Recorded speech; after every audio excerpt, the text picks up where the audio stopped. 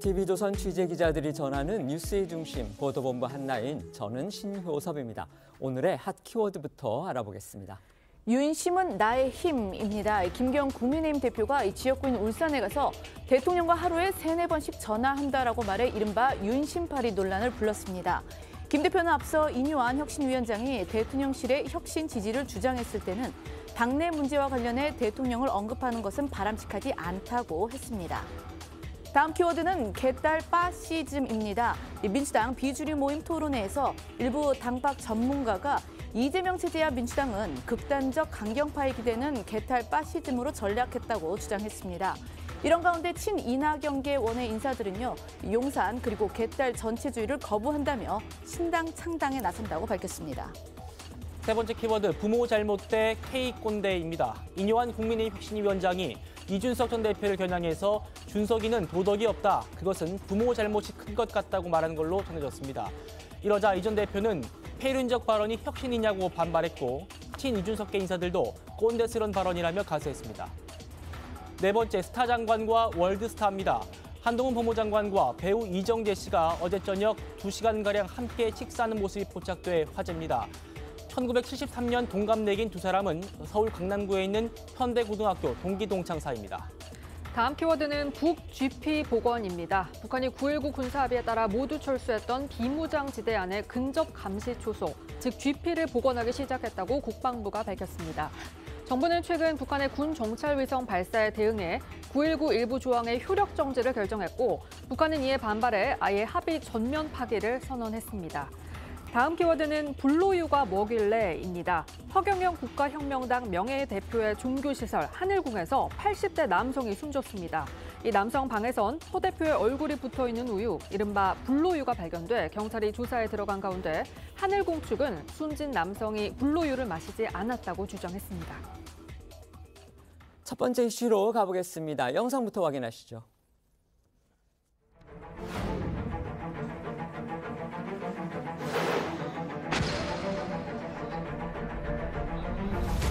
대통령하고 자주 만납니다. 어떤 때는 만나면 한 3시간씩도 얘기하고요.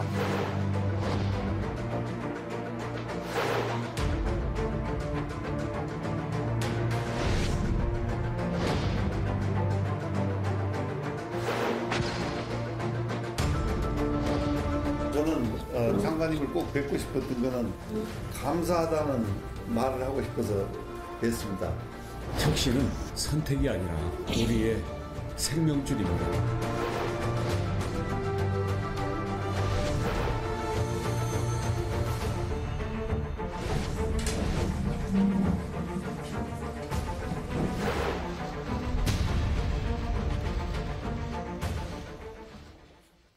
국민의힘 지도부와 혁신위가 이번 주 중요한 고비를 맞게 됩니다. 혁신위가 당 주류의 희생 권고를 정식 혁신안으로 의결하겠다, 이렇게 예고한 사실상의 최후 통첩일이 이번 주 30일이기 때문입니다. 네, 지난주 인유한 위원장은요, 이 당 지도부나 친윤 등 핵심 인사들에게 불출마하거나 험지에 나서라고 이 압박 수위를 높이면서 만약 당의 변화가 없다면은 이번 주 목요일, 그러니까 30일 이 혁신위 회의에서 이 사안을 정식 의결하겠다고 예고한 바가 있습니다. 이 사실상 지도부와 친윤 의원들에게 이 최후 통첩 메시지를 날린 건데요. 그럼에도 이 당사자들은 무반응으로 일관을 했고, 심지어 이 자신의 거취에 대해 말을 아끼고 있던 김기현 대표는요, 지난 주말 이 자신의 지역구인 울산 남구에서 의정 보고회를 개최를 하면서 내 지역구가 울산이고 고향도 울산이다. 내 지역구 가는데 왜 10이냐고까지 말했습니다. 이뿐만 아니라 김 대표는 윤석열 대통령과 자주 만나 이야기한다면서 이 사실상 윤심이 자기 편임을 주장하기도 했는데요. 목소리 들어보시겠습니다. 저는 대통령하고 자주 만납니다. 직접 만나서 어떤 때는 만나면 한 3시간씩도 얘기하고요. 주제를 가지고서 막 이렇게 하는 게 아니고 그냥 프리토킹을 합니다. 이런 얘기 저런 얘기. 김기현 대표의 행보만 놓고 보면 울산을 떠날 의사 과연 있는지 의심스럽습니다. 일각에서는 김 대표가 대통령과의 관계를 과시한 것을 두고서 이건 이율배반적 아니냐, 또 이런 비판도 하고 있습니다. 그렇습니다. 앞서 인요한 혁신위원장이 윤 대통령 측으로부터 간접적으로 소신껏 하라는 메시지를 받았다, 이렇게 언급한 바 있었죠. 그때 김기현 대표가 대통령을 당내 문제와 관련해서 언급하는 건 바람직하지 않다 이렇게 비판했었습니다. 그랬던 김 대표가 이번에는 윤심이 나에게 있다 이런 취지로 발언을 하니까 이율배반적이다 이런 지적이 나오고 있는 겁니다. 인 위원장과 김 대표 목소리 각각 들어보시죠. 대통령에 직접으로 연락 온 건 아니고요. 돌아서 온 말씀이 만남은 오해 소지가 너무 크다. 그래서 그냥 지금 하고 있는 거를 그냥 소신껏 생각껏 맡아서 임무를 좀 끝까지 그렇게 우리 당과 우리가 필요한 거를 그냥 거침없이 해라. 이런 신호가 와서요. 당 내부 문제는 당의 공식 기구가 있습니다. 당내 구성원들과 잘 협의해서 총선 준비를 하고 당내 문제를 해결해 나가는 시스템이고 그것이 잘 작동되고 있습니다. 당무에 개입하지 않고 있는 대통령을 당내 문제와 관련돼서 언급하는 것은 바람직하지 않다고 생각합니다. 자, 하지만 이런 일각의 지적에 대해서 오늘 김기현 대표는 말을 아끼는 모습이었습니다. 영상으로 보시죠. 홍준표 시장이 SNS에 누구는 윤심 팔고 누구는 팔면 안 되냐 이런 식으로 대표님에 대해서 말씀하셨는데요. 울산행 의미 한마디만 좀 부탁드릴게요. 울산에서 윤 대통령과 통화 자주 한다 말씀해 주셨는데 어떤 의미인지 계속 좀 나와주시죠. 계속 잡으실 건가요? 저희 안 누르고 있습니다. 하나가 이번에 울산 지역 가시는 게 출마를 의미한다라는 그 인요한 위원장의 압박 움직임도 계속되고 있습니다. 희생하겠다 이렇게 앞장선 원희룡 국토교통부 장관하고 주말에 전격 회동한 거 이거 역시 지도부와 친윤을 겨냥한 메시지로 해석되고 있습니다. 네, 인 위원장은 지난 토요일이죠. 원희룡 국토부 장관을 만나서 당을 위한 헌신에 앞장서겠다라는 답을 끌어내는 등 압박을 이어갔습니다. 인 위원장은 원 장관과 만나 희생이 있으면 반드시 보상이 있다면서 국민이 알아주고 표로 오지 않겠냐면서 원 장관의 험지 출마 결단을 추켜 세웠는데요. 이런 인 위원장의 행보는 여론전을 통해서 지도부를 압박하려는 전략이다. 이런 해석이 나오고 있습니다. 두 사람의 회동 모습 보고 오겠습니다. 꼭 뵙고 싶었던 거는 감사하다는 말을 하고 싶어서 뵀습니다. 저는 국민들이 표로 보답할 거리라고 생각합니다. 지금 고민 중이라고 들었는데 결정만 하면은 다들 거기에 맞춰서 다들 거기에 뒷받침을 해줄 거리라고 저는 믿고 있습니다. 오늘 장관님 너무너무 감사해요. 가는 길이 쉬우면 혁신이 아닙니다. 잊지 말아야 할 것은 혁신은 선택이 아니라 우리의 생명줄입니다. 국민과 당을 위해서 필요한 일이라면 무엇이든지 제 역할을 아끼지 않을 생각입니다. 어쨌든 이 지도부와 혁신의 신경전이 계속되고 있는 상황에서 이번 주는 이 혁신이나 지도부 모두에게 분수령이 될 전망인데요. 이 혁신이가 주류에 대한 희생 권고안을 정식 의결해 이제 지도부에 공식 혁신안으로 제안하는 시점이 아까 이제 저희가 말씀드렸다시피 이번 주 목요일이기 때문입니다. 이 관련해 혁신이 관계자는 중진이 무조건 나쁘다는 게 아니다라면서도 이 총선 국면에서 희생이 필요한 면면이 분명히 있지 않느냐, 이번 주가 정말 마지막이 될 것이라고 말했다고 합니다. 자, 이제 관심의 초점은 혁신위가 이 희생을 정식으로 권고할 때 지도부가 어떻게 대응하느냐에 여기에 모아집니다. 지도부가 혁신위안을 묵살하면은 혁신위는 조기 해체 카드까지 꺼내들 가능성이 있죠. 김기현 지도부로서는 이 혁신위가 중도 좌초하면 책임론에서 벗어나기 어렵다는 그런 지적이 나오고 있습니다. 이런 상황에서 오늘 오전에 국민의힘 최고위가 대통령실 출신 인사를 포함해서 이 전략 공천을 원천적으로 배제하자는 이런 당 혁신위의 4호 안건을 최대한 수용해 줄 것을 곧 꾸려질 공천관리위원회에 요청하기로 해서 주목이 되고 있습니다. 목소리 들어보시죠.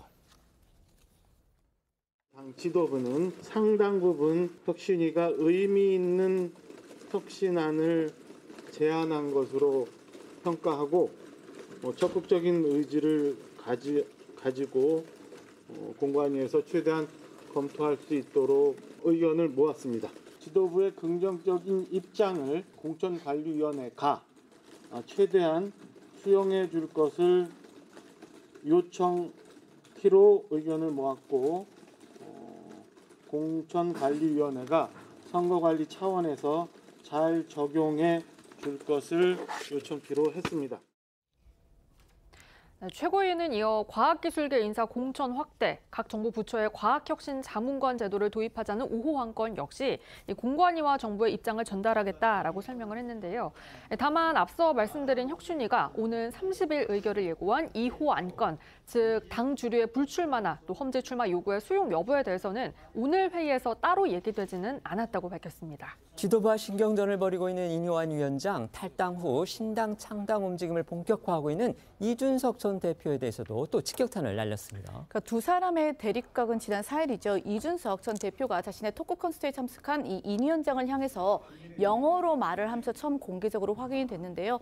당시 이 전 대표는 이 위원장을 미스터 린턴이라고 칭하면서 영어로 응대해서 당시에 이제 인종 혐오 논란까지 불렀습니다. 그때 발언과 인요한 위원장의 반응까지 들어보시겠습니다. Well, so Mr. Linton, I wasn't expecting you.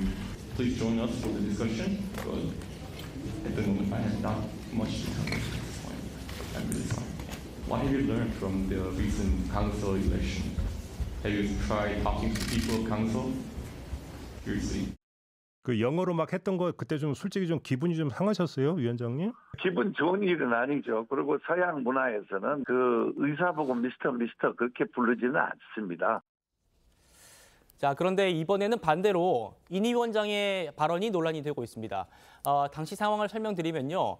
국민의힘의 청년 행사에 참석했던 인 위원장이 이 전 대표를 준석이라고 부르면서 도덕이 없다. 그건 준석이 잘못이 아니고 부모 잘못이 큰 것 같다. 이렇게 말하는 걸로 전해지고 있습니다.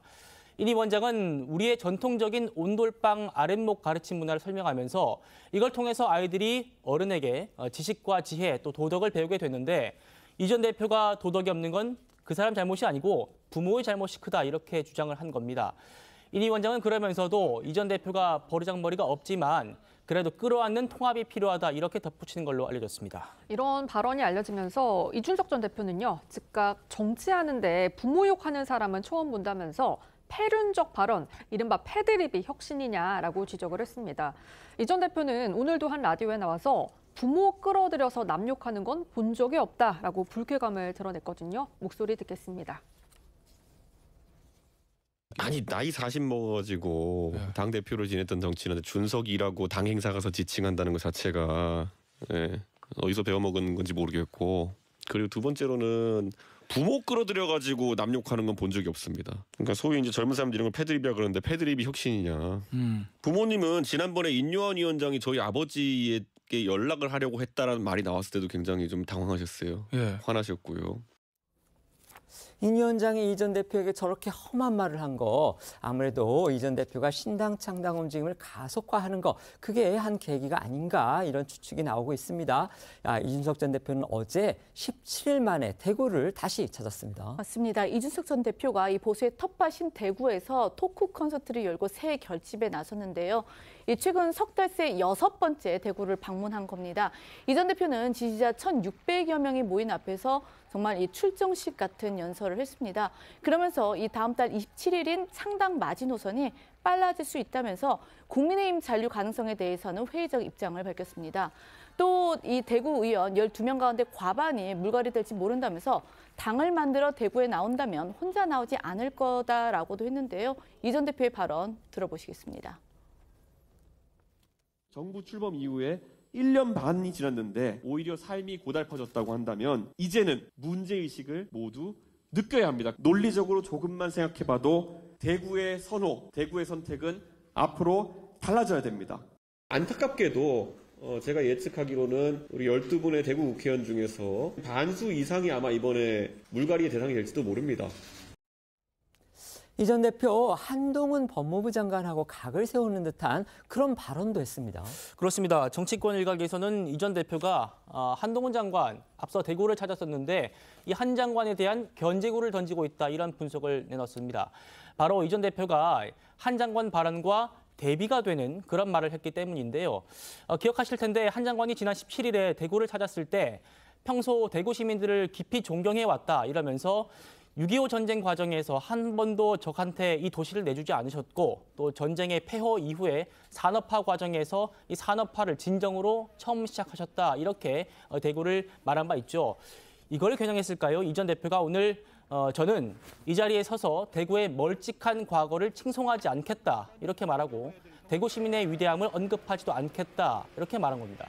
뿐만 아니라 이 전 대표는요. 몇 주 새 고관 대작들이 대구를 드나들고 대구 이야기를 한다면서 대구 시민의 환심을 사려는 발언도 계속된다. 이렇게 말을 했습니다. 이를 두고서 앞서 대구를 방문한 한 장관을 겨냥한 발언으로 보인다라는 해석이 나왔는데 여기에 대해서 이 전 대표는 일반론적인 언급이라며 선을 그었습니다. 인요한 혁신위원장이 준석이라고 칭을 하면서 이준석 전 대표를 도덕이 없다, 버르장머리도 없다, 부모 탓이다 이렇게 말을 한 것으로 전해졌습니다. 그러니까 이제 이준석 전 대표는 이거 폐륜적 발언이다, 뭐 거의 K 꼰대다, 뭐 이런 식으로 지금 맞받았습니다. 이 상황 어떻게 보십니까? 물론 인요한 위원장의 발언, 그러니까 부모를 끌어든 건 저는 잘못이라고 봅니다. 물론 뭐 그 당시 대회장의 어떤 분위기 뭐 등등을 이제 고려해서 그런 이야기를 한 것 같은데요. 좋습니다. 그러면 이거를 폐륜이라고 이야기를 하면 그러면 한국인인 인요한 위원장 앞에서 영어로 그것도 정말 모멸감을 준 영어로 이야기한 것은 그거는 괜찮은 건가요? 그거에 대해서 본인은 전혀 사과할 마음이 없다라고 이야기를 했지 않습니까? 그러면서 왜 인요한 위원장한테는 폐륜이라고 사과를 요구하는 거죠? 그러니까 앞뒤가 맞지 않죠.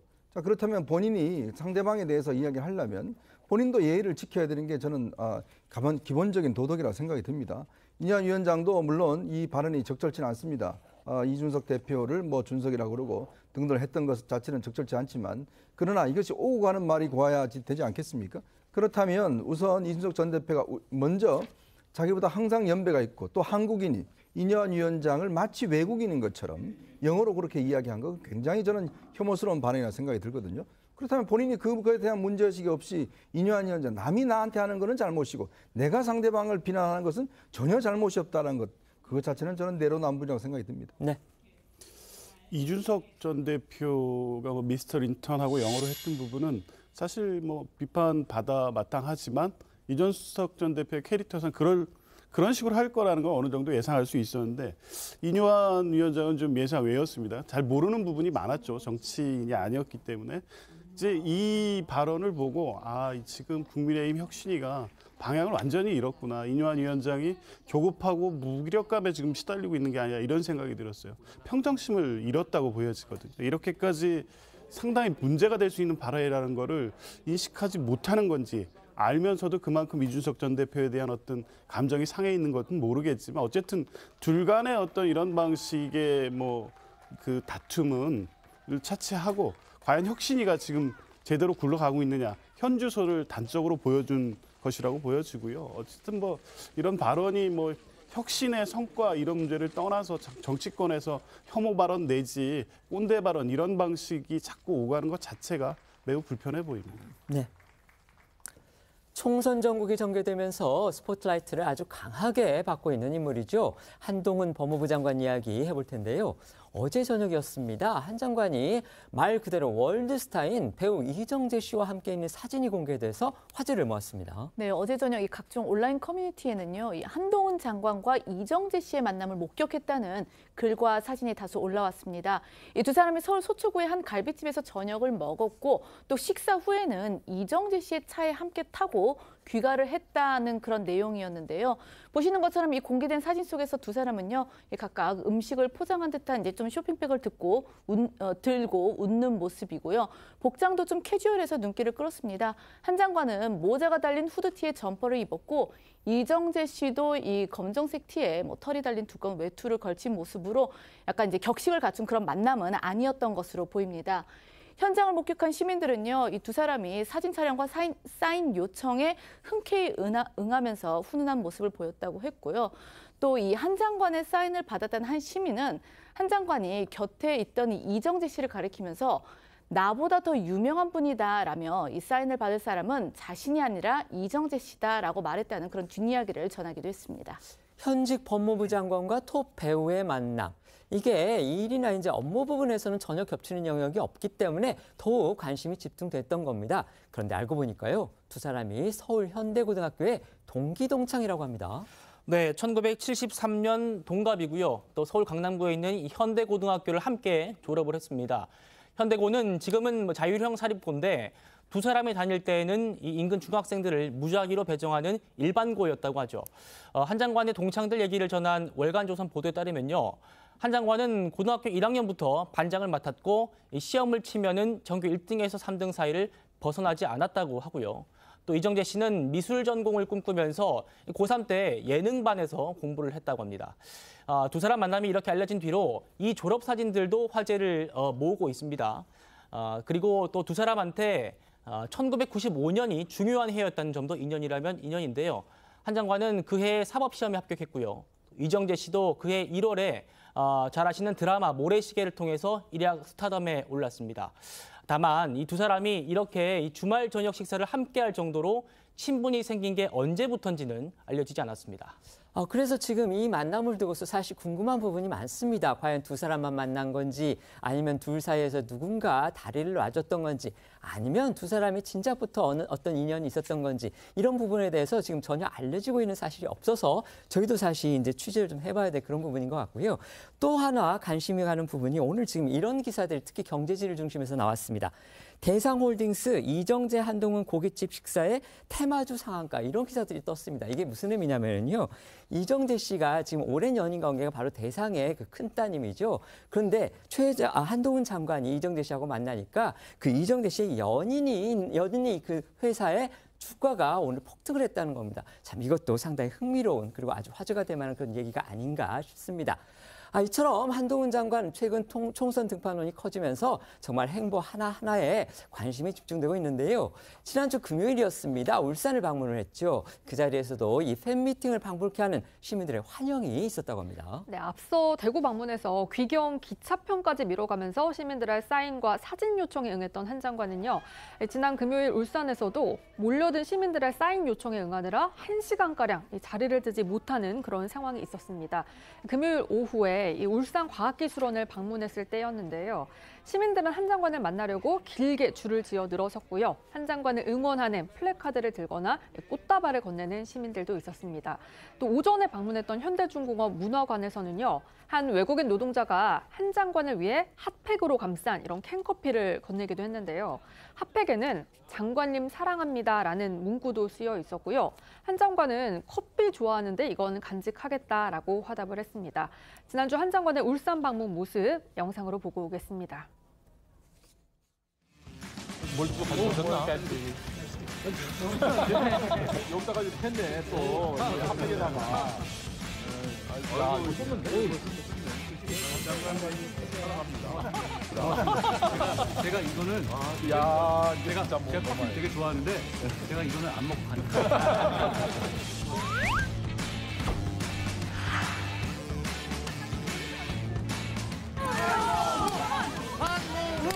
장관님 사랑해요.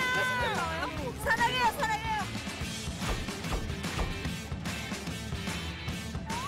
네. 어이구 어디서 오셨어요? 울산.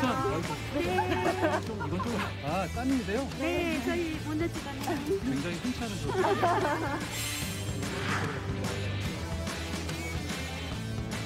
다들 여기 다니세요? 네. 내가 아까 말한 것처럼 부모님이 진짜 좋아할 것 같아요. 여기 들어오면 부모님하고 할 게 없어. 네, 한 장관의 팬카페 등 온라인에서는요, 한 장관의 일거수일투족이 공유가 되고 있습니다. 특히 최근에는 이 한 장관의 지방 행보 등에서 한 장관을 직접 만났다는 회원들의 후일담 등이 많아지고 있는데 그 중에서도 이 한 장관에게 도토리를 그려달라고 한 그 시민의 영상이 한 장관 팬들 사이에서 화제입니다. 한동훈 장관과 도토리 대체 이게 무슨 관계인지 영상으로 먼저 보시겠습니다.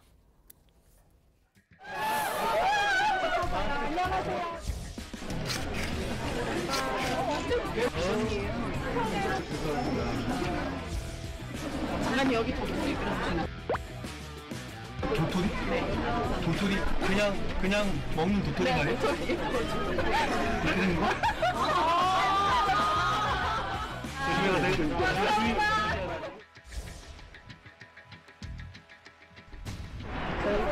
시험 치는 조카들 덕분에 시험을 마쳤어요. 계속 그럽니다, 이게. 집을 치유해서 그거 하면 너무 욕먹어. 질문하세요? 그래? 안녕하세요. 그러니까 이 도토리라는 게 대통령을 뜻하는 그런 말인가 봅니다. 네, 이 초성에 좀 집중을 하셔야 할 것 같은데 일단은 이 도토리라는 게 한장관 팬덤 사이에서 통용되는 일종의 은어입니다. 대통령과 도토리의 초성이 디귿, 티읕, 리을로 같아서 이제 그렇게 좀 부르는 것으로 보이고요. 영상에서 보신 것처럼 지난 17일 대구에서는 그 의미를 몰랐던 한 장관도 이제 이후 대정 방문 때는 그 의미를 알게 돼서 이제 팬이 그 도토리를 그려달라니까 그 요청을 거부한 것으로 보입니다. 야권에서는요, 이런 한 장관의 행보가 국무위원의 정치적 중립 의무를 위반한 거다, 이런 지적이 많습니다. 민주당 강경파에서는 또다시 탄핵을 꺼내 들었습니다. 그렇습니다. 이 철암회 소속인 민주당 황운하 의원의 출판 기념회가 어제 대전에서 열렸는데요. 여기에 야권 강경파 인사들이 대거 모였고요. 이 자리에서 또다시 한 장관에 대한 탄핵 소추안 발의 주장이 나온 겁니다. 가장 먼저 운을 뗀 건 이날의 호스트였던 황운하 의원이었는데요. 한 장관 탄핵 사유는 차고 넘친다면서 그 근거로 국회가 검사의 직접 수사권을 축소한 취지로 법을 개정했는데 한 장관이 시행령으로 그 수사 범위를 무한대로 늘렸다 이렇게 주장을 했고요.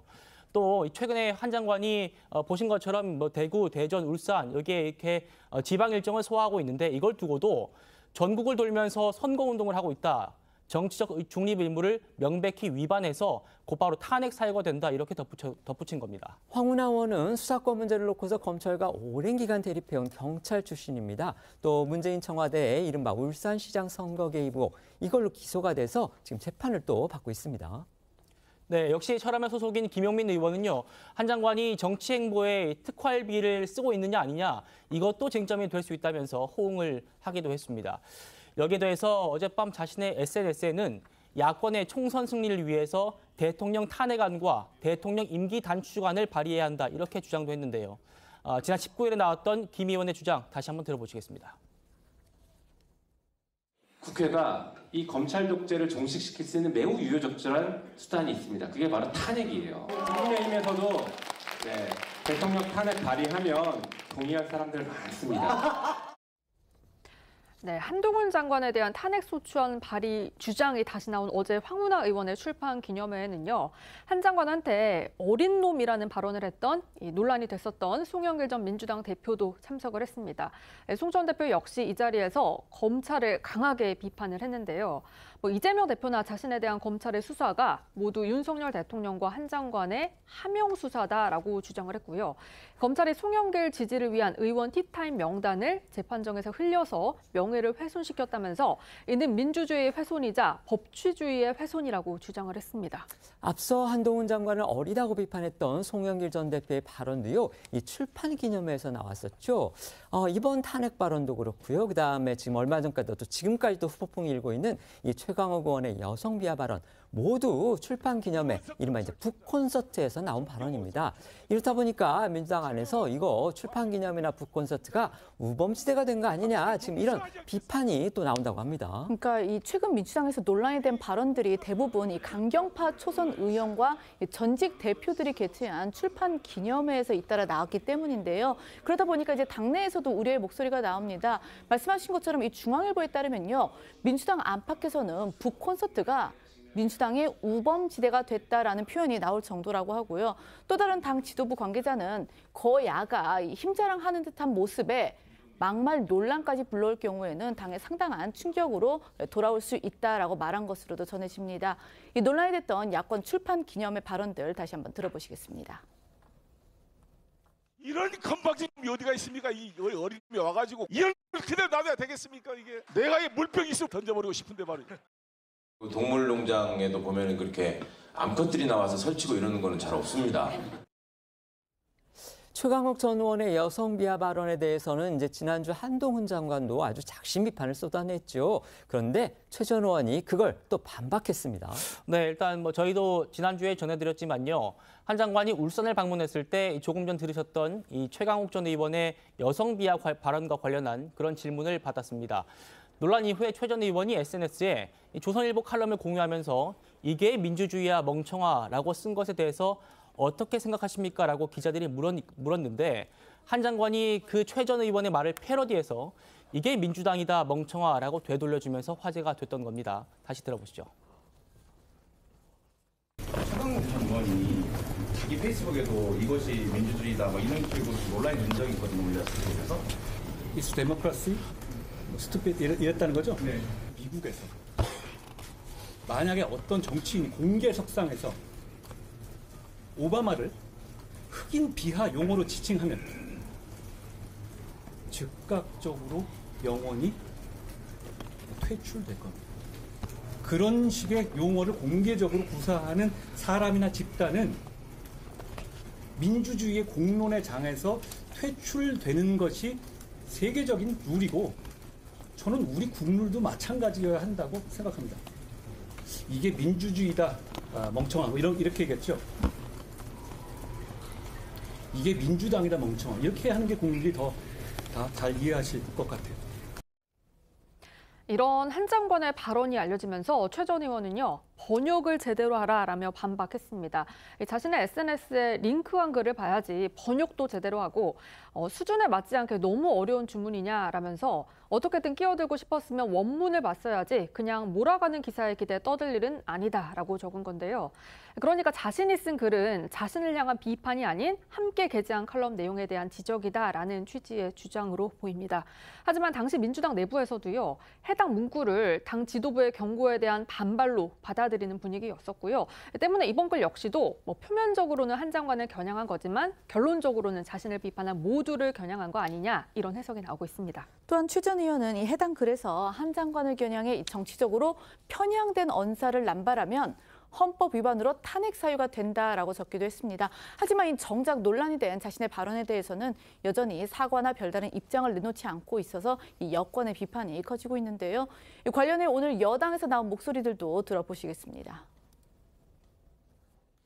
지금 민주당 이재명 대표는 최강욱 전 의원의 막말과 관련해서 당원들에게 말과 행동을 신중히 하라고 지시하고 막말, 욕설, 무리를 일으키면 공천에 영향이 있다 이런 얘기를 했습니다. 이재명 대표는 욕설 금지 지시를 하면서 양심에 거리낌이 없었는지 궁금합니다. 욕설하면 타의 추종을 불허하는 것이 이재명 대표 아닙니까? 우리 국민들은 이재명 민주당 대표는 자신의 형수에게 정상적인 사람이면 도저히 입에 담을 수 없는 욕설을 했다라는 사실을 잘 기억하고 있습니다. 최강욱 전 의원과 함께 해당 행사에 참여했을 뿐 아니라 최강욱 의원을 비호해온 민형배 의원은 여전히 민주당에서 그 어떤 책임도 묻고 있지 않습니다. 남영희 전 민주연구원 부원장은 외려 최강욱 전 의원을 옹호하다 문제가 커지자 슬그머니 부원장직을 내려놓으면서 적절히 사태를 수습하려 하고 있습니다. 이런 사람들이 두 번 다시 대한민국 정치판에 얼씬거리지 못하도록 무관용 원칙을 적용하여 여의도에서 추방을 시킬 때 우리 사회의 여성 폭력 추방도 더 속도를 낼 수 있지 않겠습니까?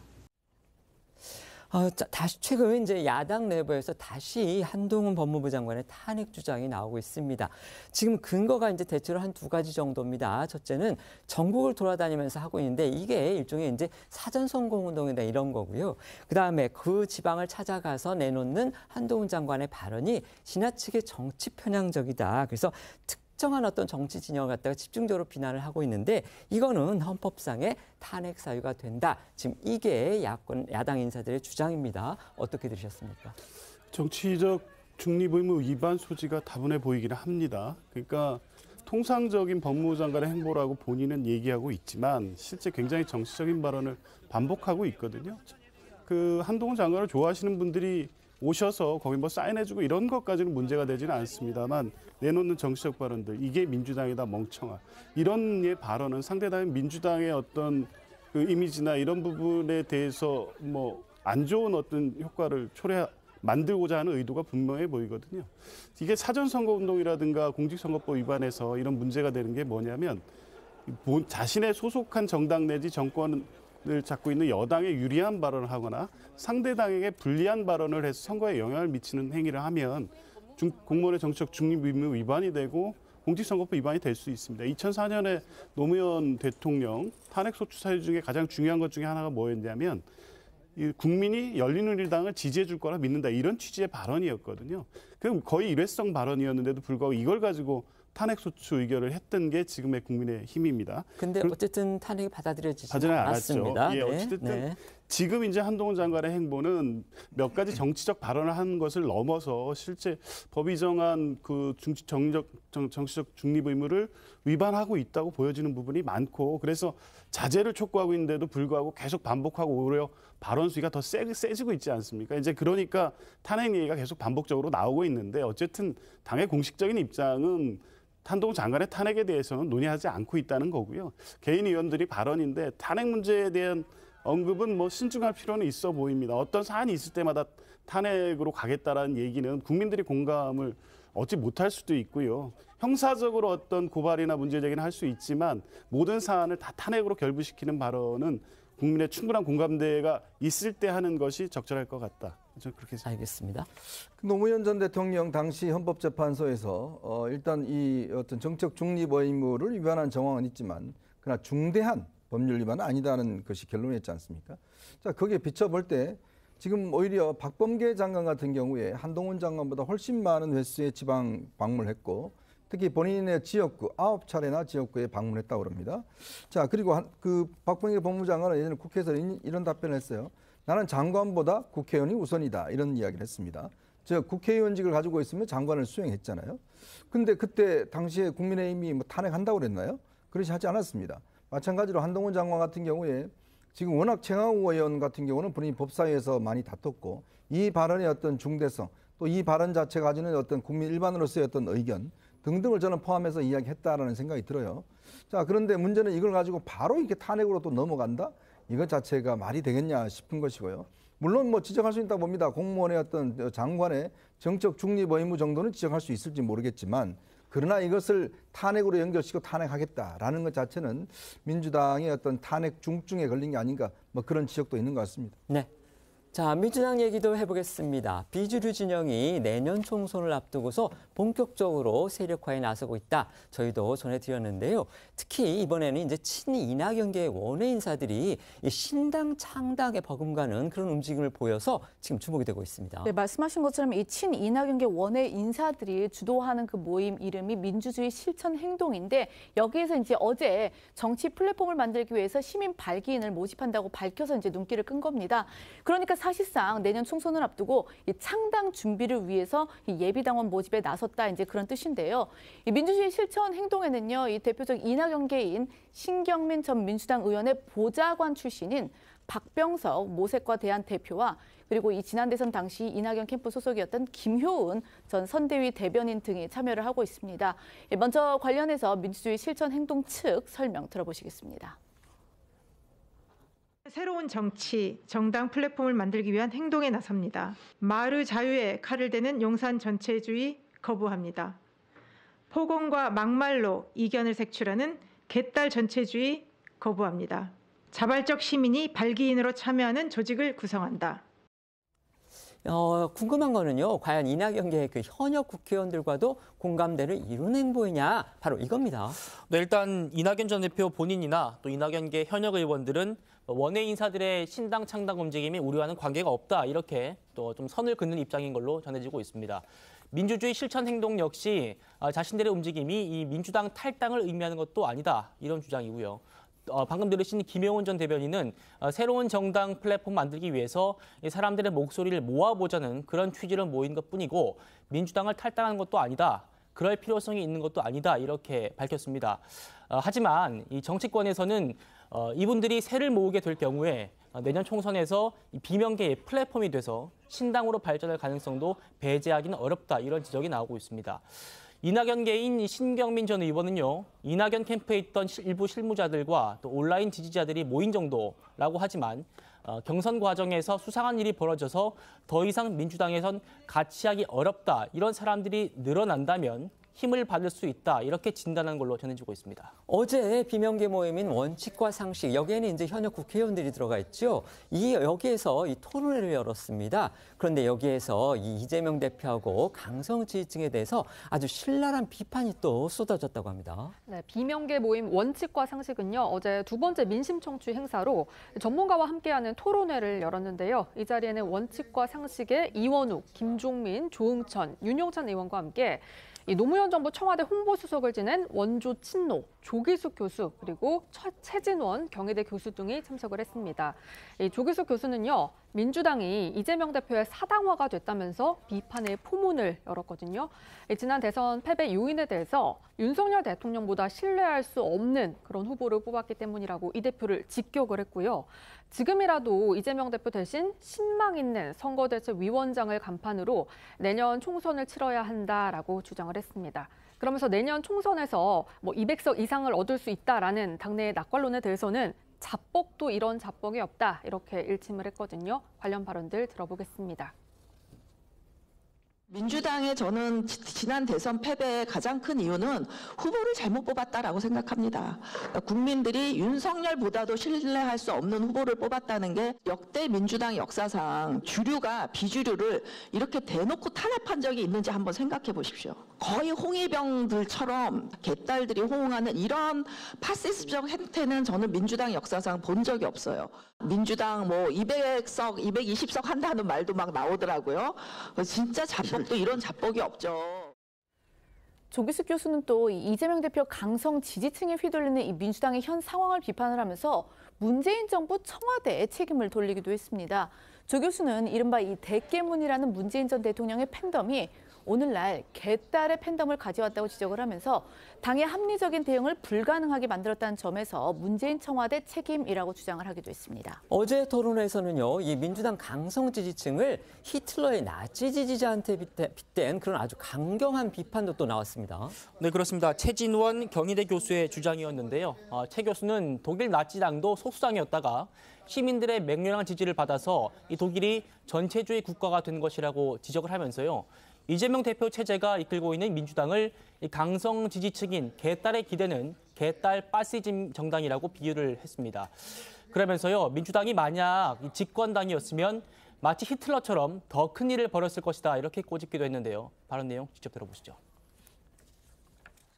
나치당이 원래는 소수당이었지만 열광적인 독일 시민들이 마치 개딸과 같이 맹렬적으로 지지를 하다 보니까 일반 국민들의 어떤 이해와 요구보다는 극단적인 강경파인 개딸의 목소리에 기대는, 한마디로 말해서 개딸 파시즘 정당으로 전락하고 있는 것은 아닌지 점검해야 된다고 저는 생각을 합니다. 민주적인 정당과 국민의 정치적 의사 형성에 참여하는 정당의 모습을 보여주고 있는 것인지에 대해서 정말 진지하게 반성해야 된다고 저는 생각합니다.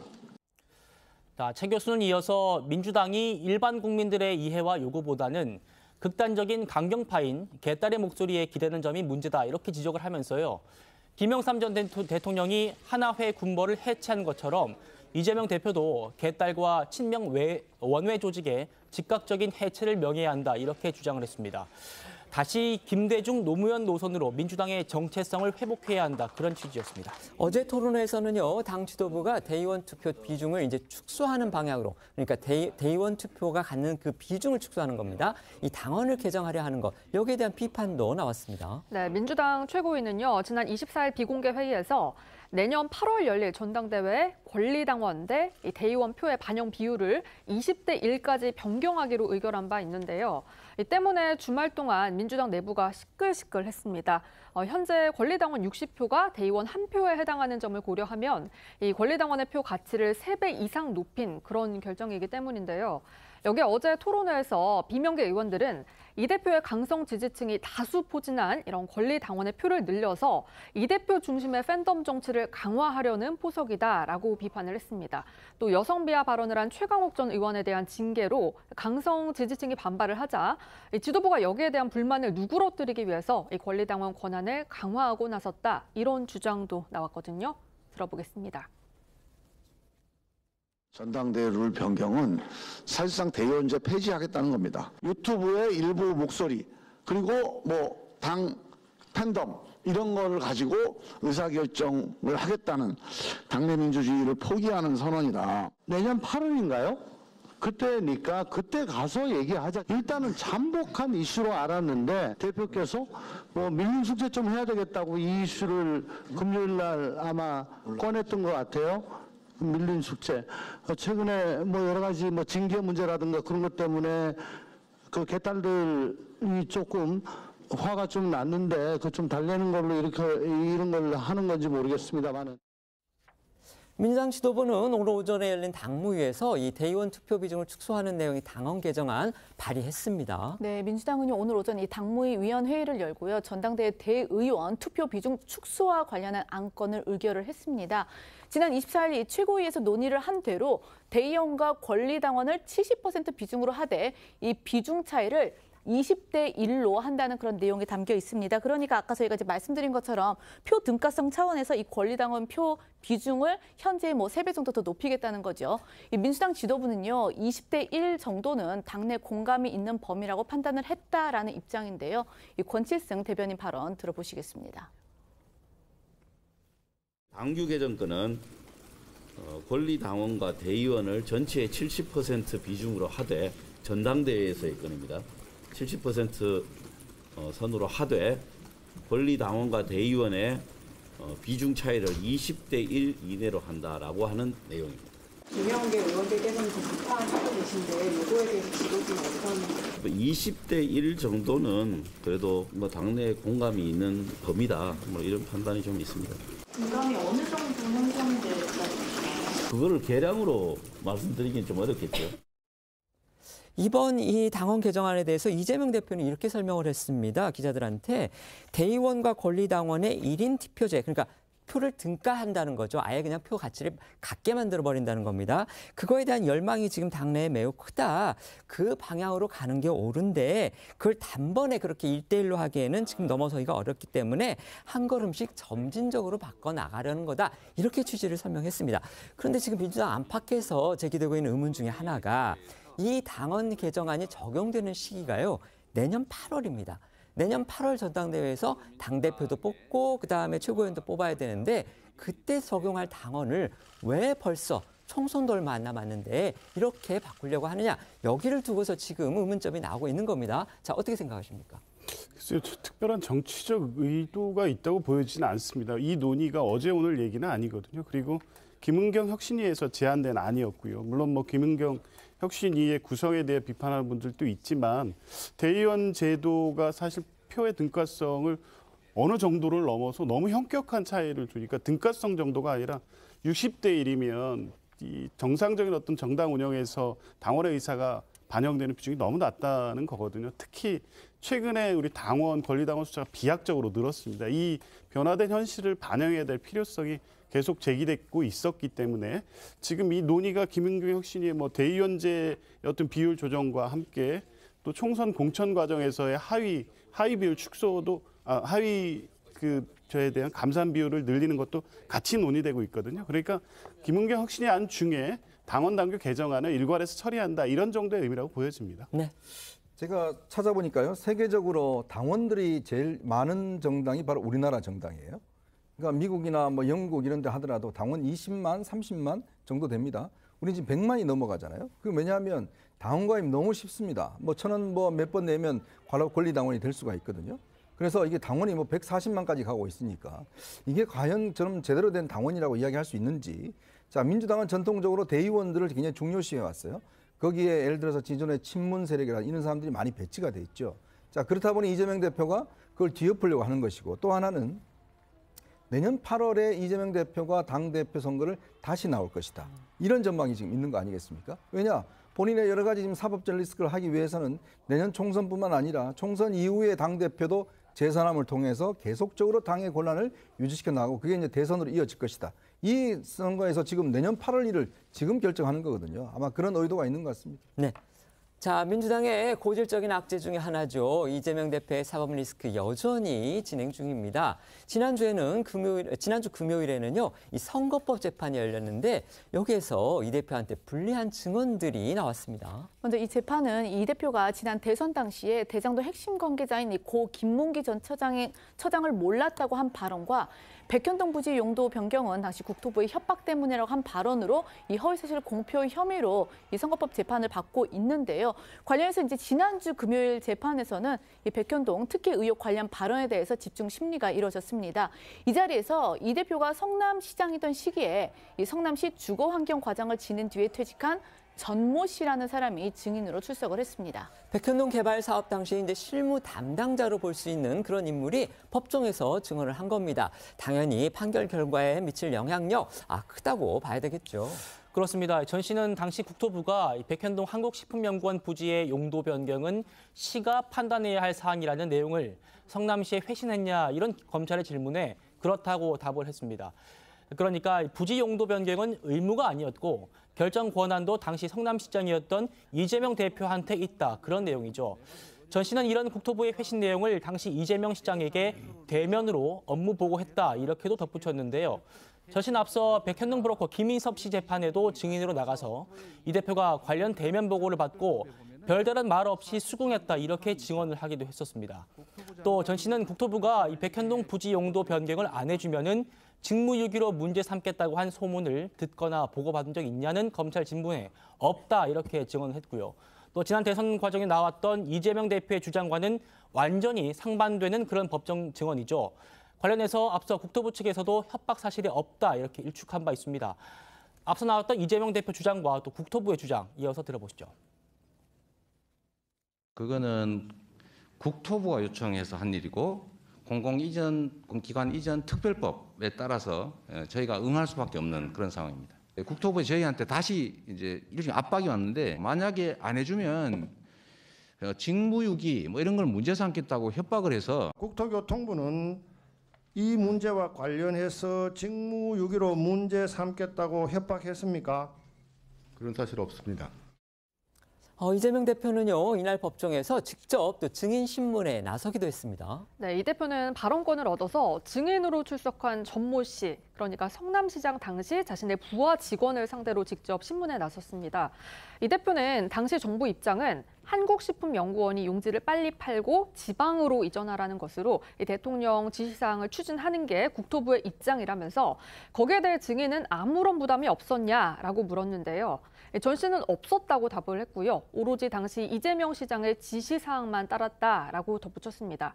여기에 이 대표는 전 씨한테 재차 국토부가 따로 3번씩이나 공문을 보냈던 건 사실 아니냐, 부담을 못 느꼈냐라고 캐물었고요. 전 씨는 저는 부담을 못 느꼈다라고 거듭 답했다고 합니다. 이 같은 전 씨의 증언을 과연 재판부가 얼마나 인정하고 그 재판 결과에 반영할지 이건 저희가 지켜봐야 되는 그런 문제입니다. 자, 이 대표의 또 다른 사법 리스크입니다. 위증교사 사건이죠. 여기에서도 주목할 만한 진술이 나왔다고 합니다. 그 위증교사 사건이 이거였었지. 원래는 이제 이 대표가 변호사이던 시절에 검사를 사칭했다는 혐의로 벌금 150만 원을 확정을 받았지만 이후 이 경기지사 선거 과정에서 검사 사칭 혐의는 누명을 쓴 것이라고 이제 주장을 하면서 허위사실 공표의 혐의로 기소가 돼서 재판을 받았었습니다. 그리고 이 해당 재판에 핵심 증인으로 나온 김모 씨라는 사람에게 이 대표가 위증을 요청했다는 의혹이 불거지면서 이제 이게 추가 기소가 된 사안인데요. 이 김모 씨라는 사람은 이 대표의 요청을 받고 직접 법정에서 위증을 한 혐의로 이 대표와 함께 기소가 된 인물입니다. 그런데 이 김모 씨가 최근 검찰 조사에서 이 대표가 시키지 않았다면 거짓으로 증언할 이유가 없었다고 진술한 것으로 알려진 겁니다. 또 김 씨는요, 이 검찰 조사에서 이 대표가 부탁한 증언 내용은 자신이 들어본 적도 없고 알지도 못하는 내용이었지만 이 대표 부탁을 거절하기 어려웠고 또 이 대표가 그게 맞다고 하니 증언하게 된 것이다 이렇게 진술을 한 겁니다. 위증을 한 후에도 이 대표의 측근인 정진상 전 실장으로부터 너무 수고하셨습니다. 고맙습니다. 라는 문자를 받았다고 진술하기도 했습니다. 조선일보 보도에 따르면요. 김 씨는 조사 초반에는 위증 혐의를 부인을 하다가 검찰이 이재명 대표가 자신한테 전화를 걸어서 위증을 요구했던 그 통화 녹취록을 증거로 제시하니까 입장을 바꾼 걸로 전해졌습니다. 김 씨는 지난 3월에서 4월쯤에 이 검찰 조사에서부터 본인이 당시 법정에서 한 증언이 사실은 위증이었다 이렇게 혐의를 인정한 걸로 알려졌고요.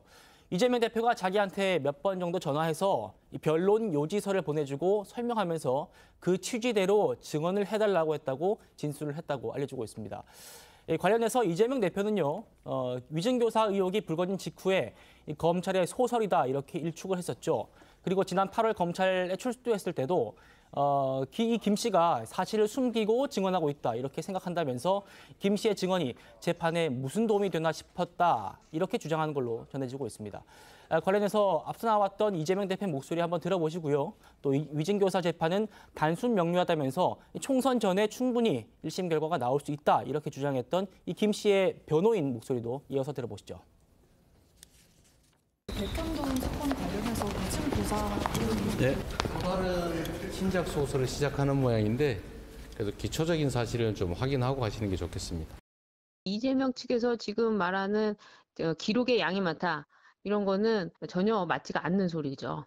총선 하루 정도면 다 볼 수 있는 그 정도의 양입니다. 총선 전에도 충분히 나올 수 있는 상황이라는 거죠.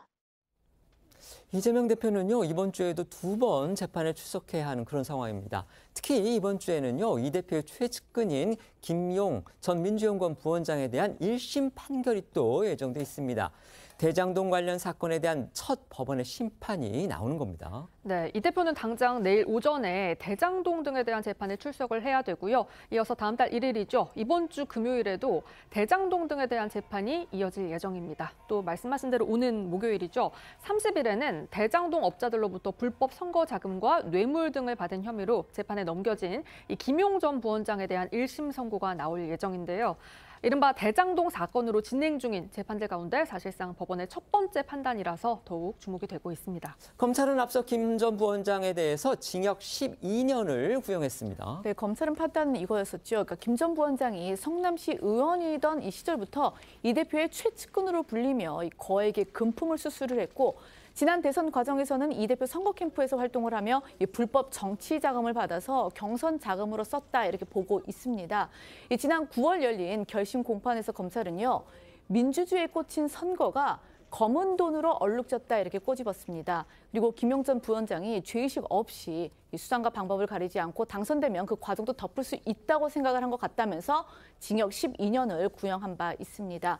반면 김용 전 부원장은 당시 무도한 정치 검찰의 조작 행위다라면서 의혹을 전면 부인한 바 있고요. 또 이 정치 검찰의 희망사항을 구형에 담았다라고 반박하기도 했습니다.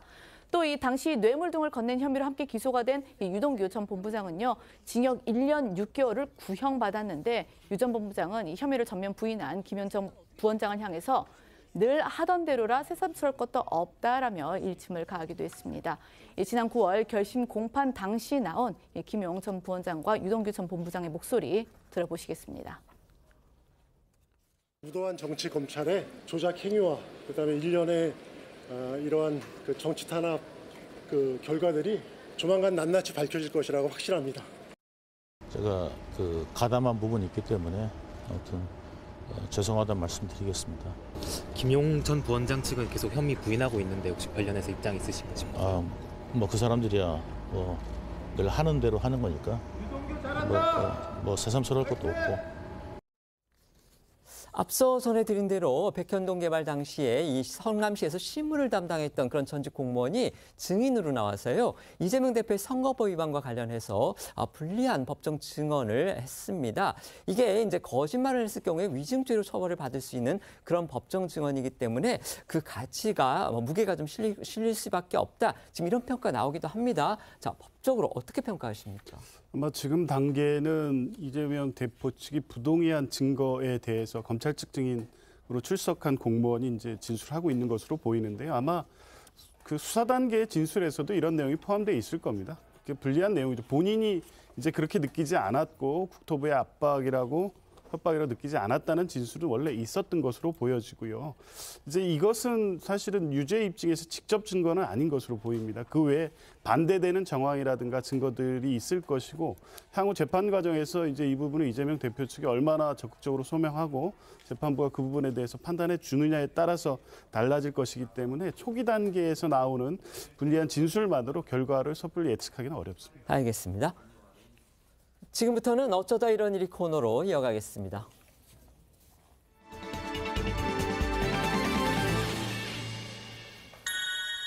첫 번째는요, 노트북도 수상입니다.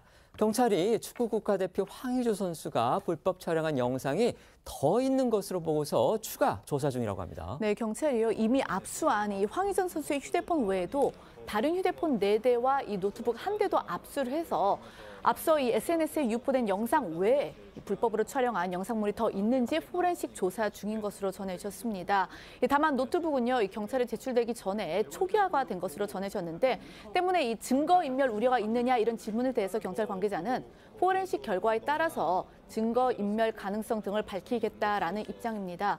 이 황 씨의 변호인 측도 이 부분에 대해서 입장을 밝혔는데 포렌식은 일반적인 수사 과정이다. 다른 촬영물은 없는 것으로 알고 있다라는 입장을 밝혔습니다. 만약에요, 이 영상, 그러니까 다른 지금까지 알려진 외에 피해자가 담긴 그런 영상이 정상적으로 복구가 될 경우에 이거 피해자 더 나올 가능성도 배제할 수 없는 그런 상황인 겁니다. 그렇죠. 실제로 경찰은 법률 대리인을 통해서 입장을 밝혔던 이 첫 번째 피해 여성 A씨 외에도 또 다른 피해 여성인 B씨의 신원을 확보해서 조사까지 한 걸로 전해졌습니다. B씨는 이 경찰 연락을 받기 전까지는 본인이 영상 유출의 피해자라는 사실조차 몰랐던 데다가 당시 황 씨가 영상을 촬영한다는 사실도 몰랐다 이렇게 진술한 걸로 알려지고 있습니다. 앞서 이 첫 번째 피해 여성 A씨의 법률 대리인은요, 기자회견에서 이 합의하에 영상을 찍었다는 그 황의조 측의 주장을 조목조목 반박한 바 있었는데요. 그때 목소리 한번 다시 들어보시겠습니다. 가해자는 수사기관에서 암묵적 동의가 있었다라고 주장하고 있다고 합니다. 근데 스스로 내놓은 입장문에서 여기도 쓰고 있잖아요. 피해자의 동의를 구하지 않았음을 인정하고 있는 거죠. 여기 어디에도 피해자의 동의를 구했다는 내용이 나오지 않고 있습니다. 가해자가 영상을 찍을 것이라고 늘 예의주시하며 휴대폰을 어딘가 두면 촬영 중일 것이다 라고 생각하고 그걸 알았어야 합니까? 또 A씨의 법률 대리인은요, 황 씨의 불법 촬영 혐의에 또 다른 피해자가 있을 가능성도 제기를 했거든요. 이 또 다른 피해자로부터 상담 예약을 받았지만 황 씨가 이런 피해자의 신상을 드러낸 입장문을 보도한 뒤 피해자가 돌연 상담을 취소했다라는 취지의 입장을 밝히기도 했습니다. 관련해서 목소리 듣고 오겠습니다. 유포자의 진술을 청취하게 되었습니다. 가해자가 지인들과 불법적으로 촬영물을 공유하였다라는 취지의 발언을 하였고요. 만약 가해자가 불법 촬영물을 공유한 것이 사실이라면 이는 피해자에게 치명적인 범죄의 피해가 더 있다는 의미가 됩니다. 다른 피해자들도 있을 수 있다는 이야기이고요. 이처럼 파문이 지금 확산되고 있는 가운데서요, 황의조 선수는 소속팀인 영국의 노리치 시티에 복귀해서 경기를 뛰었습니다. 그러니까 황의조 선수는 지금 그 피의자 신분으로 수사를 받고 있는데 어제 이 홈 경기에 선발 출전을 해서 골도 넣고 이 세레머니도 펼치는데 정말 전과 다름없는 선수 생활을 이어가고 있습니다. 앞서 그 월드컵 예선 중국전을 마친 뒤에도 그때 이제 귀국한 클린스만 감독은 이 혐의가 입증되지 않았다면서 황 씨의 출전이 좀 문제 없다는 식으로 이제 강조를 해서 일각에서 비판이 나오기도 했는데요. 어쨌든 이렇게 점점 논란이 커지자 일부 시민 단체들을 비롯해서 정치권에서도 황 씨에 대해 징계를 촉구하는 목소리가 나오고 있는 상황입니다. 특히 국회 문화체육관광위 소속인 이용호 국민의힘 의원은요, 황 씨에 대해서 출전 금지 등 엄중한 징계 조치를 취할 것을 대한축구협회에 촉구를 하기도 했는데요. 클린스만 감독과 이용호 의원의 목소리 들어보시겠습니다. Yeah, no, Wejo is a fixed plan for us. He's our player, and unless nothing is proven to the case, it's speculation. So until there's nothing really concrete, there's no problem for Wejo. He's part of our team. 사실은 국가대표는 한국을 대표하는 그런 분인데 사회적 공인이고 이런 상황에서 국가대표로 태극마크를 달고 뛰는 것은 부적절하다고 생각합니다. 지금 나와 있는 것만 갖고도 품위를 매우 훼손하는 것이다. 예. 그래서 저는 이 부분에 대해서는 신속하고 엄격하게 축구협회가 나서야 된다고 생각합니다. 자, 황의조 선수의 지금 불법 영상 파문, 지금 피의자로 신부까지 전환이 됐고요. 네. 그런데 여전히 지금 징계 문제라든지 축구협회 차원에서 어떤 징계, 이거 아직 내려지지 않고 있어서 논란입니다. 어떻게 생각하십니까? 우리나라 국가대표, 특히 축구라는 것은 뭐 거의 국기와 가깝지 않습니까? 근데 국가를 대표하는 국가 이 선수가 이런 문제, 지금 뭐 일단 나와 있는 정황만으로도 저는 충분히 징계가 가능하다고 보거든요. 그만큼 다른 선수들을 위해서라도 저는 황의조 선수의 국가대표는 저는 제외하는 것이 옳다 이렇게 봅니다. 네. 두 번째는요, 불로유가 뭐길래입니다. 허경영 대표의 그 신두로 보이는 80대 남성이 숨진 채 발견이 돼서 지금 수사가 이루어지고 있습니다. 네, 허경영 국가혁명당 명예대표의 종교시설 하늘궁이 운영하는 인근 모텔에서 80대 남성이 숨진 채 발견됐는데요. 평소 지병이 있었던 A씨는 요양원에서 생활을 하다가 숨지기 이틀 전 아내와 함께 하늘궁이 운영하는 모텔에 숙박을 한 것으로 전해졌습니다. A씨 자녀 신고로 출동한 경찰은요, A씨 주변에서 유통기한이 지난 우유를 발견한 걸로 전해졌는데요.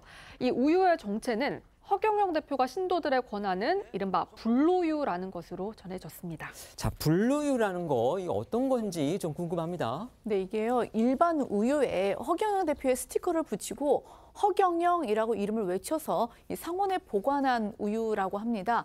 허 대표와 하늘궁 측은요, 일반 우유에 허 대표 얼굴에 이 스티커를 붙이면 썩지도 않고 또 마시면은 만병이 사라진다 이렇게 주장을 하고 있는데요. 보시겠습니다.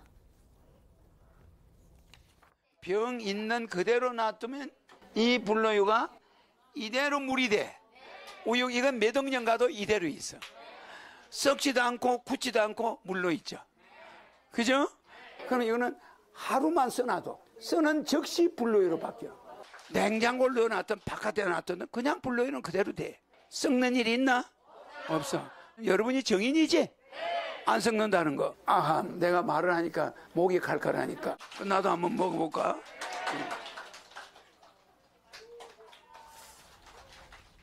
자, 또 불로유 외에도 이 불로산삼이라는 것도 있는데요. 불로유와 불로산삼 모두 허 대표가 새롭게 만든 식품은 아니고요. 역시 산삼에다가 스티커를 붙인 그런 제품입니다. 우유와 산삼에 붙이는 이 허 대표의 스티커 가격은 20장에 5,000원인 걸로 알려지고 있습니다. 허 대표 종교시설 하늘궁 측은요, 불로유가 사망 원인에 관계가 없다면서 선을 그었거든요.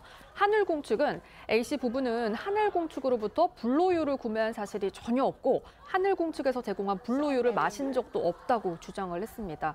이어서 A씨 배우자가 본인이 마시기 위해 한 우유 대리점에서 직접 구매를 했고 A씨 배우자 본인만 마신 걸로 확인이 됐다라고 했는데요. 또 A씨가 하늘궁이 운영하는 숙소에 숙박을 한 건 세상을 떠나기 전에 하늘궁에 가보고 싶다는 A씨의 유지에 따른 것이라면서 80대 고령이었던 A씨는 입소 전부터 이미 노환으로 곡기를 끊었고 식사를 전혀 하지 못하고 있던 상태였던 걸로 파악된다라고 입장을 밝혔습니다. 허경영 대표도요, 오늘 한 방송사의 유튜브 채널에서 이 관련 의혹에 대해서 입장을 또 밝혔습니다. 네, 허 대표는 JTBC 한 유튜브 방송에서 자신의 종교시설과는 관계가 없는 일이다 이렇게 말하고 숨진 A씨에 대해서도 부인과 같이 자다가 침대에서 떨어져서 사망했다 이렇게 주장을 했습니다. 불로유를 먹고 숨졌다는 그런 의혹에 대해서는 거짓말이라면서 자신이 먹으라고 한 적은 없지만 주변에서 자꾸 불로유를 먹는 사람들이 늘고 있고 건강 효과를 보고 있다 이렇게 주장을 했습니다. 네, 경찰 관계자는요, 하늘궁은 우유를 판매하지 않았고 또 A씨에게 타살 혐의도 확인되지 않는다면서 때문에 현재까지 허 대표나 하늘궁은 수사 대상이 아니라고 밝혔고요. 숨진 A씨의 정확한 사인을 확인하기 위해서 국과수에 부검을 의뢰하고 또 현장에서 수거한 우유에 대해 독극물 검사를 진행하고 있는 것으로 전해졌습니다. 세 번째는요, 에밀리의 반전입니다. 이거 무슨 사연인가요? 네, 팔레스타인 무장정파 하마스의 기습으로 8살 딸을 잃은 이스라엘 아버지의 인터뷰가 전 세계인의 가슴을 안타깝게 한 바 있는데요. 이 아내를 지병으로 떠나보내고 혼자서 딸을 키우던 이 토마스 핸드라는 사람입니다. 그런데 이 하마스의 첫 기습 공격 당시에 12시간을 숨어 있다가 다행히 구출돼 살아남았지만 친구 집에 놀러 나간 딸 이 에밀리는 안타깝게도 사망자 명단에 오른 겁니다. 그러자 토마스는 CNN과의 인터뷰에서 딸이 인질로 잡혀서 매 순간 고통받는 것보다 죽음이 차라리 축복이라면서 하염없이 눈물을 흘려 전 세계를 안타깝게 했었는데요. 그때 영상 다시 보시겠습니다. She doesn't do it very often, but unfortunately that night she went to sleep at her friend's house and smiled. Because that is the best news of the possibilities that I knew. What they do to people in Gaza, that is worse than death. 네, 토마스는요, 매일 밤 귀여운 딸이 꿈에 나타나서 아빠 왜 날 구하러 오지 않는 거예요? 라고 묻더라고 털어놓기도 했거든요. 그런데요, 놀랍게도 반전이 일어났습니다. 뒤늦게서야 딸 에밀리가 아직 살아있고 가자지구에 인질로 잡혀있다는 사실이 지난달 말에 알려지기 시작한 건데요. 토마스는 에밀리가 견뎌야 할 일이 괴롭다면서도 딸의 안전한 귀환을 위해 다시 한번 기도하고 있다라고 밝히기도 했습니다. 영상 잠시 보고 오겠습니다. Be strong every day and wait. We're coming to get you. We're coming to get you home. 자, 그리고 드디어 토마스는 50일 만에 에밀리와 극적은 재회에 성공을 했습니다. 하마스가 이스라엘과의 일시휴전 이틀째인 그제 이스라엘 인질 13명을 석방했는데 그중에 에밀리가 포함이 됐기 때문입니다. 토마스는 에밀리가 돌아왔다고 기쁨을 감추지 못하는 걸로 전해졌고요. 납치될 때 에밀리는 8살이었는데 가자 지구에서 9번째 생일을 맞아서 늦게나마 아빠와 함께 9살 생일을 축하할 수 있게 됐습니다. 저희는 1분 뒤에 다시 돌아오겠습니다. 오늘 준비한 소식은 여기까지입니다. 저희는 내일 오후 1시에 더 핫한 소식으로 찾아뵙겠습니다. 시청해 주셔서 고맙습니다.